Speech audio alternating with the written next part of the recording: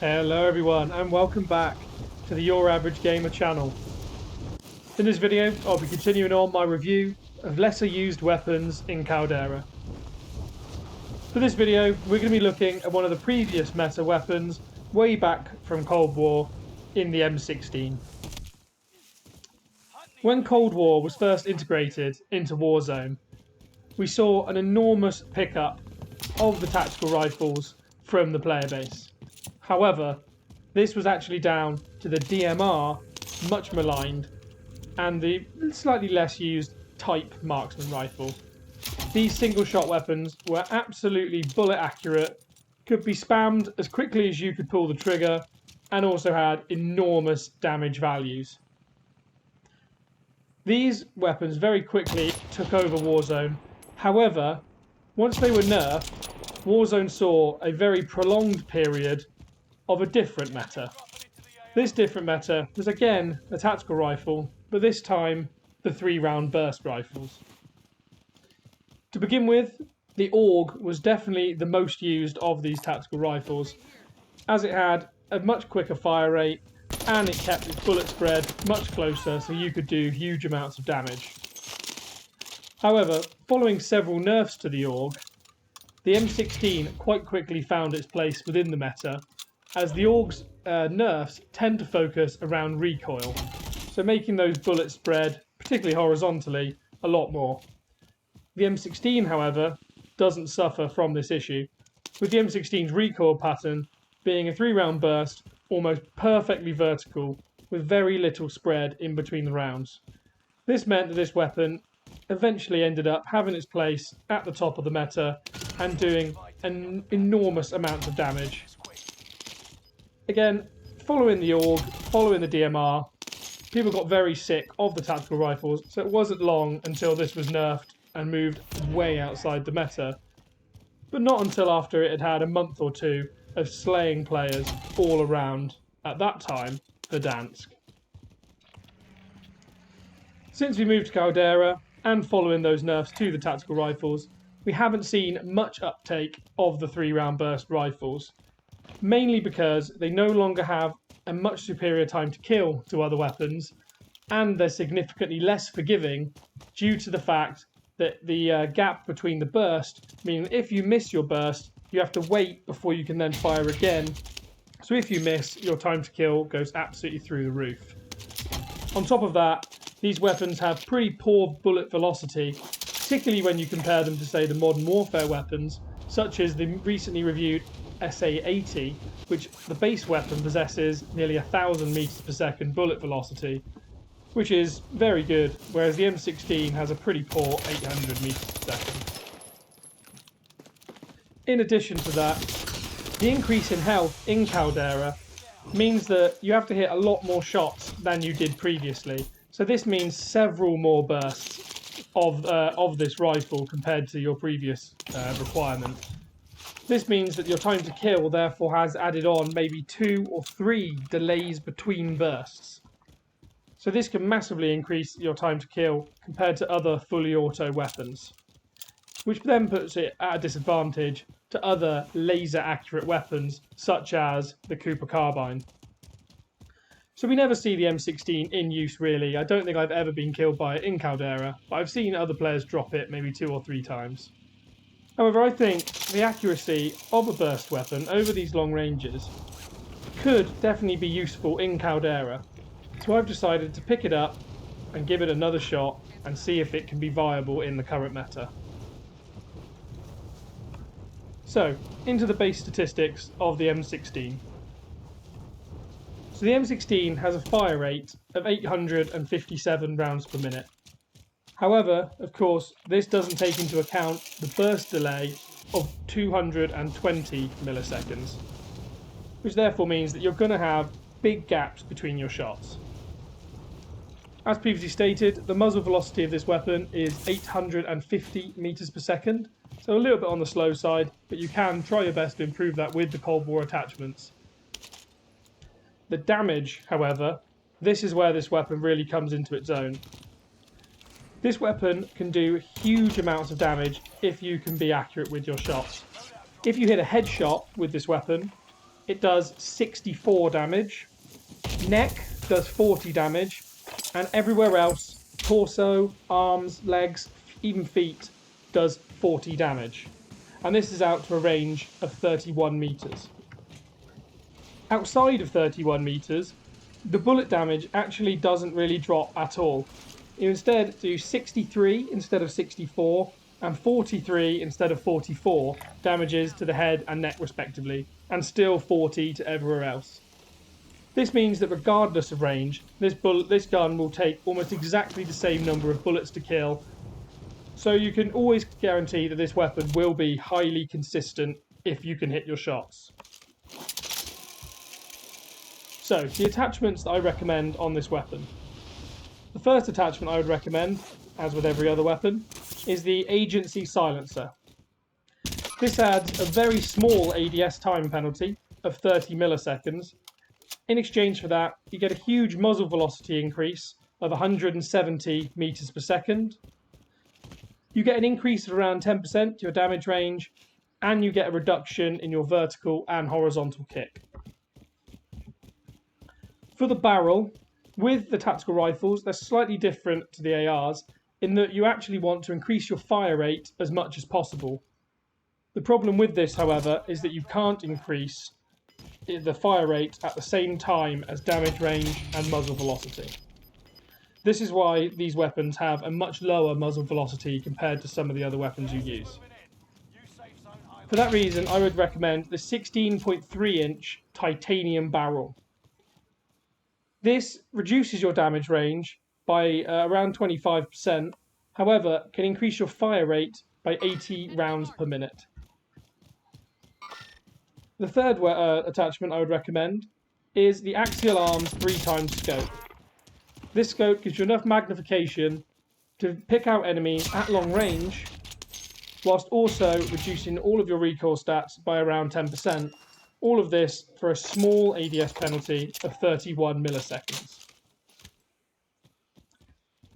The second to last attachment I would add is the Field Agent foregrip. The reason I recommend the Field Agent foregrip is because this can massively help with vertical recoil.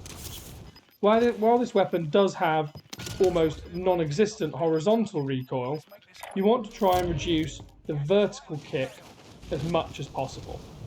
The Field Agent grip is the only grip which does benefit vertical recoil, so definitely strap this on, try and reduce that as much as possible so that the spread between each of your bullets in a burst is reduced as much as possible. With this on, you have a fantastic benefit to the spread in that if you can hit the upper chest area with your first bullet, the second bullet will then hit their neck and the third will hit head, which means that in one burst you will deal 140 odd damage. Therefore, you have taken off all of their shields almost within one burst, and those 3 bullets will hit very quickly in sequence, so it'll feel like their shields have just disappeared, almost like being hit with a sniper shot. So yeah, I'd very much recommend the Field Agent grip. The last attachment I'd recommend is an increase to the magazine size. For me, I find that the 45 round mag is plenty, as whilst burst firing, it's going to take you quite a long time to do 15 bursts to use up those 45 round mags. The regular 45 round mag also comes with no downsides in exchange for the extra 15 bullets. You don't want to go for the 45 round speed mag, in my opinion, as whilst it can reduce your reload time, it adds an enormous 50 milliseconds to your ADS time, which makes the weapon significantly slower. The 60 round mag you could use if you're playing in squad mode. However, again, this adds an enormous ADS penalty of 80 milliseconds. So in almost all situations, I would recommend the 45 round mag. The end result of this is you end up with a weapon that has 938 rounds per minute fire rate, so very quick fire rate. The muzzle velocity has been increased just above that 1000 meters per second mark. Whilst it's not going to be laser accurate over huge ranges, meaning you will have to lead your shots by a little bit, it's at least over 1000 meters per second, so at medium range you won't have to lead your shots. your horizontal recoil has been decreased by over 55%. So you already had very minimal horizontal recoil, but now there's none at all. And you've also managed to reduce vertical recoil by 25%. Of course, the burst delay will mean that your weapon recenters between bursts, so you shouldn't have to worry about recoil too much. More just about making sure that your aim stays on target. We have, however, reduced our damage range where the drop-off occurs down to 26 meters, although as I said, this makes almost no difference where this drop-off occurs, as you only lose 1 damage to the head and neck when this drop-off occurs. This weapon, therefore, has a time to kill of around 824 milliseconds at every single range. Whilst that's not low compared to a lot of the other weapons, for example, the SA-87 I reviewed recently had a possible time to kill of 600 milliseconds. However, if you can hit a lot of headshots with this weapon, it will delete them, and the way that the burst hits is 3 rounds, 3 rounds, 3 rounds, your opponent won't expect to go down as quickly as they do. So I feel the time to kill on this weapon is perhaps a little bit deceptive, and you should look past that when using this weapon. Anyway, at this point I'll leave you to the gameplay. I'm already around halfway through. However, I haven't got too many kills, so most of the kills are coming up towards the mid to late game. Please stick around till the end. At the end of this, I will give my review on this weapon and discuss whether I think this is viable within the meta. I hope you enjoy the gameplay.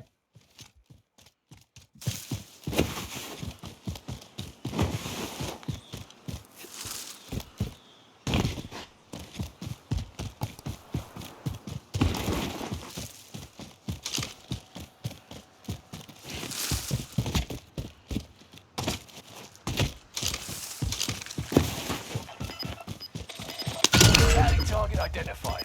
Have a little fun, yeah? An enemy team is hunting you. Don't become prey.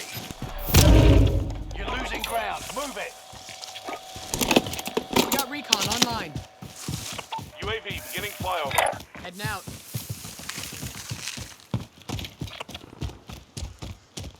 Moving here. Moving.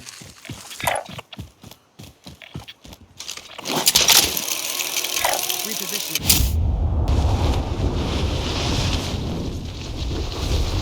UAV is out of fuel. Turning for resupply.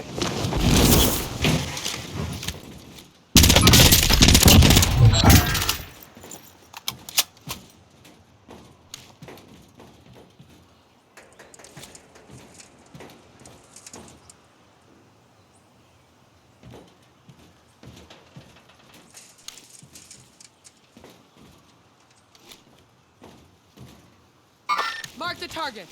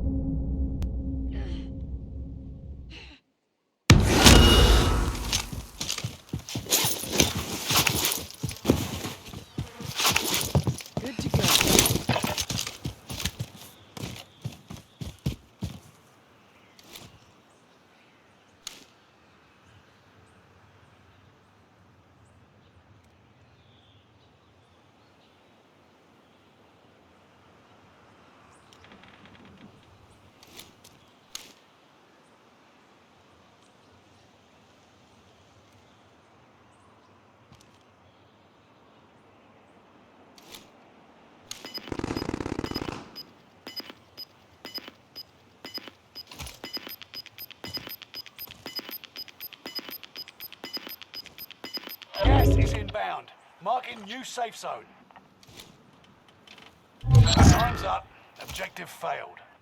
Fire sale is active. Buy station costs are adjusted.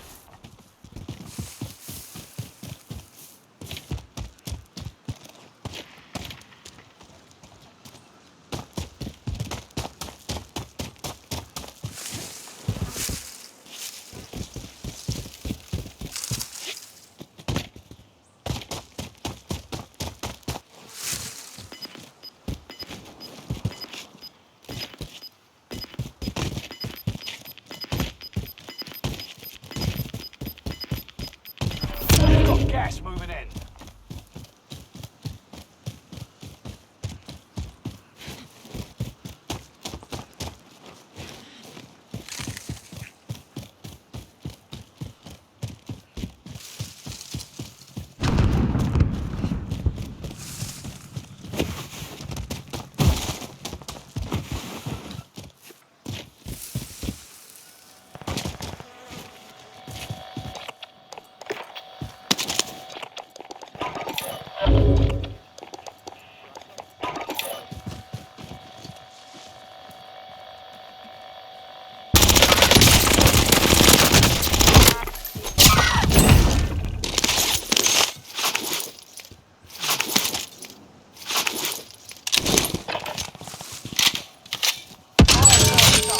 Prices are back to normal.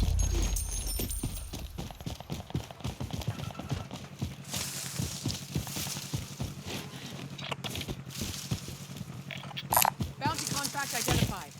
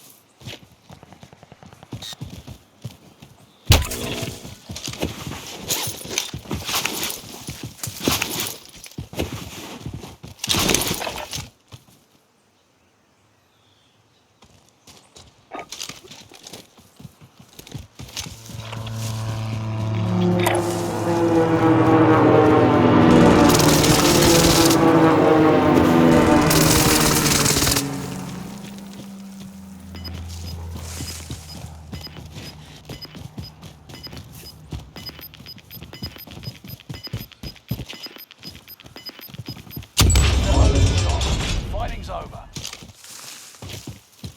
Gas is inbound. Marking new safe zone. Loadout drop inbound.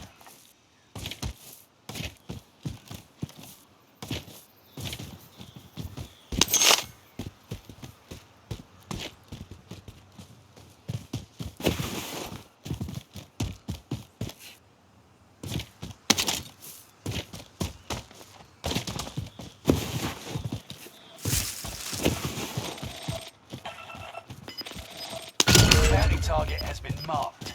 End them.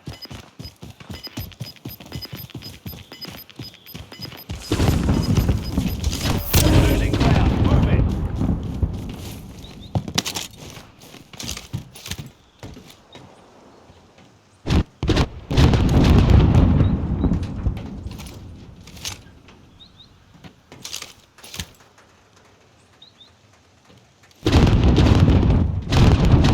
Buy station identified. Cancel that.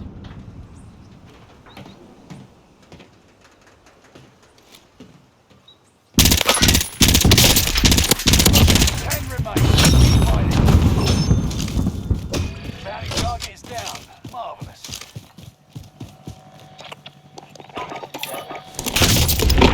Buy station identified. UAV beginning flyover.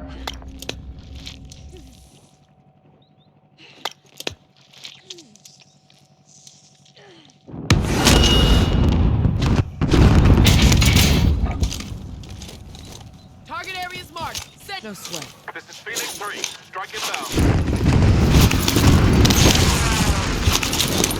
UAV is out of fuel. Ready for resupply.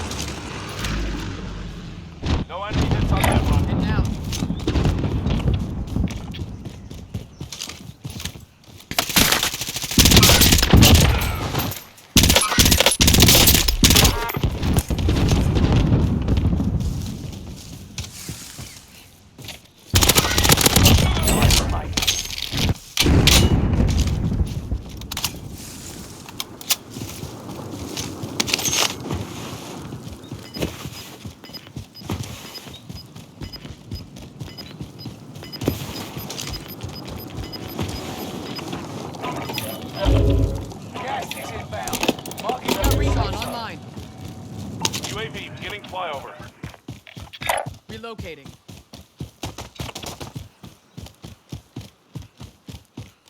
Movement!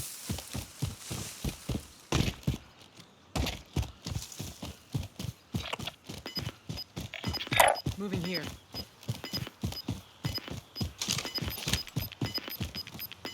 UAV is out of fuel. We've got gas moving in.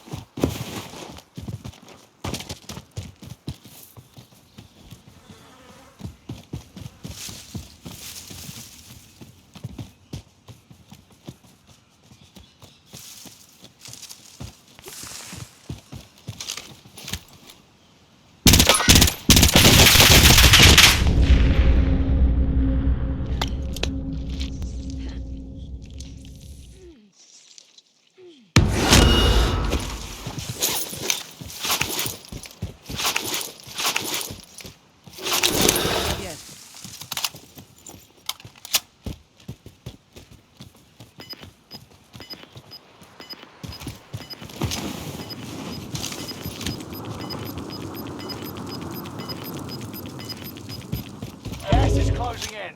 Relocating the safe zone.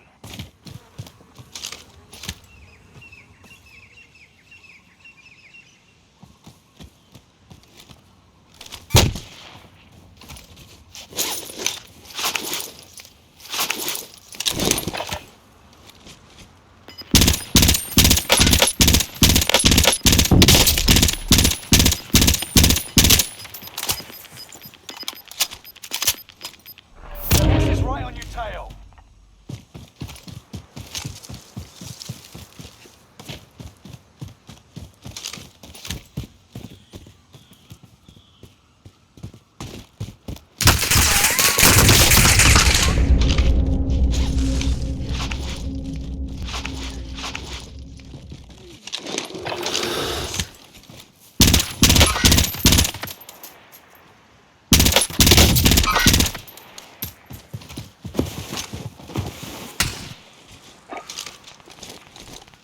Call for fire. Target marked. Phoenix 3, strike inbound.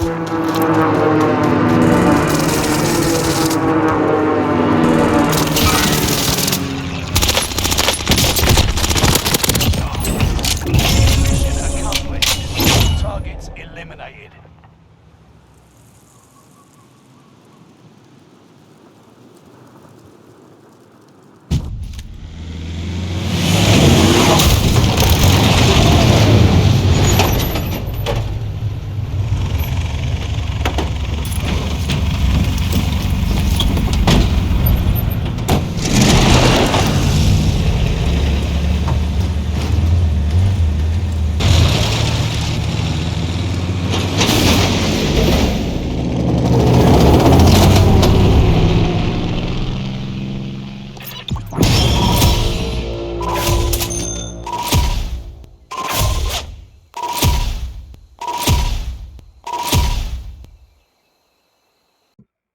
So there you have it. Nice 17 kill win there with the M16. 17 kills, of course, a few less than some of the other gameplays I've uploaded recently. However, 17 in solos with the win definitely shouldn't be sniffed at. So on to the M16. How do I think this weapon can perform consistently within Caldera? So the first thing I would say is that this weapon maybe doesn't put people down quite as quickly as I would hope. It can also be a little bit tricky when you have to hit 3 bursts or every round in 3 bursts to take down a moving target, particularly at long range, due to that low muzzle velocity and actually the fact that the rounds go directly upwards. So if your opponent is running sideways, they could only get hit by one of your rounds. That said, this weapon definitely did perform admirably. I don't think I lost a single gunfight with it, and I don't think I lose them very often with it. This gun can definitely hold its own. However, when it comes up against guns such as the Cooper Carbine, I do think you will be outgunned if you don't have first shots. I'm therefore going to give this weapon around a 6 out of 10. It does also have pretty decent mobility stats and can be fun to use as something a bit different to the rest of the weapons in Caldera. It's viable, but perhaps nowhere near the top tier kind of level weapons.